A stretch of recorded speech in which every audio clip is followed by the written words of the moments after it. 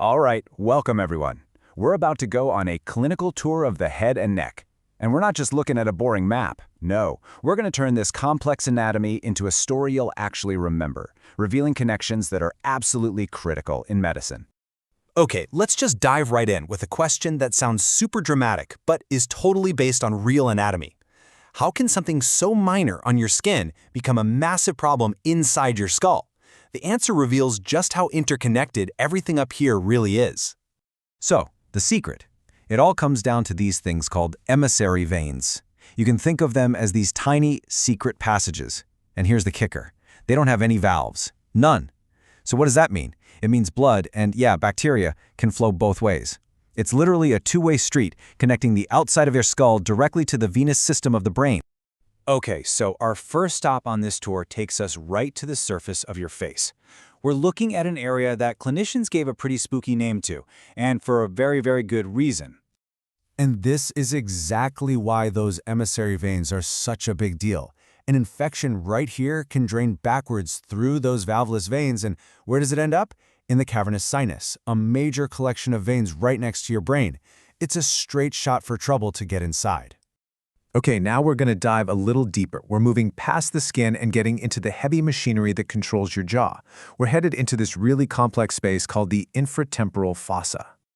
You can really think of this place as the engine room for chewing, mastication. It is just packed with all the crucial parts, all jammed together.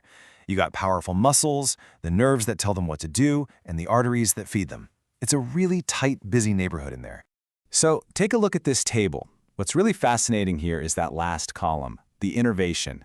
Check it out. All four of these major chewing muscles get their power from a single source, the mandibular division of the trigeminal nerve, or V3 for short. And clinically, that's huge. It means a problem with just that one nerve can basically paralyze your ability to chew. And guess what? Just like we saw on the face, this deep engine room has its own dangerous connection.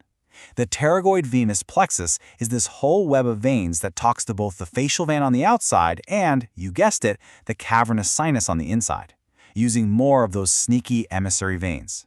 So yeah, it's yet another potential backdoor for infection to sneak into your brain. All right, let's keep moving.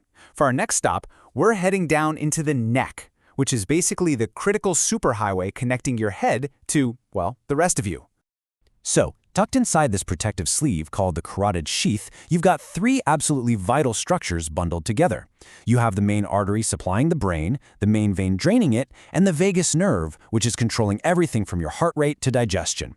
This is, without a doubt, the next most important bundle of pipes and wires. You see, the layers of tissue in the neck, the fascia, they don't just wrap around muscles. They actually create these potential spaces. And as this quote points out, these spaces are all connected.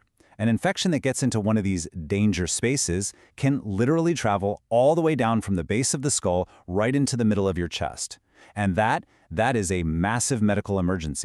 And this is exactly why knowing the anatomy of the neck on the surface is so critical. In a real emergency, if the airway is blocked up high, a clinician can completely bypass the problem by making an incision right here, through the cricothyroid ligament. Knowing that one little spot, that exact landmark, can literally save someone's life. Okay, now we're going to follow that carotid artery all the way up and go inside the skull. And this is where we get into some incredibly high-stakes clinical situations. So meet the middle meningeal artery. Now what's interesting is this artery isn't technically in the brain. It runs in that space between the dura, the tough covering of the brain, and the skull itself. And its location, right under the temporal bone, which is the thinnest part of your skull, well, that makes it super vulnerable. A hard hit to the side of the head can tear it. And this right here, this is the classic picture you need to know. A torn middle meningeal artery causes an extradural hematoma, which has this very distinct lens shape on a CT scan. But the scariest part, the thing that every doctor is watching for, is the lucid interval. The person might get knocked out, wake up, say they feel fine, and then boom, they rapidly deteriorate as that bleed gets bigger. It's a full-blown neurosurgical emergency. So all those cranial nerves we talk about, they have to get out of the skull somehow to do their jobs. Think of this table as your high-yield cheat sheet. It shows the specific escape route or foramen that each nerve uses. A fracture at the base of the skull? Well, depending on which little hole is involved, you can predict which nerves are going to be in trouble. All right, for our final stop, let's put all this anatomy to the test. We're going to run through a few rapid-fire clinical cases that really test your knowledge of these structures. Okay, let's take a look at the larynx, your voice box. So if you damage the recurrent laryngeal nerve, which controls most of the muscles that move your vocal cords, you get a really hoarse voice. But if you damage the superior laryngeal nerve, which is more about controlling pitch, you end up with a weaker, kind of monotone voice. See, two different nerves, two very distinct changes to the voice. Okay, this is a classic for you. How can you tell if someone's facial weakness is from a stroke deep in the brain or from a nerve problem out in the periphery, like Bell's palsy? Well, the key is right here, the forehead. You see, the muscles in your forehead get signals from both sides of the brain, so with a stroke, they can still raise their eyebrows. But with something like Bell's palsy, the nerve itself is out, so the entire side of the face is paralyzed. The clinical takeaway couldn't be simpler. Just ask the patient to raise their eyebrows.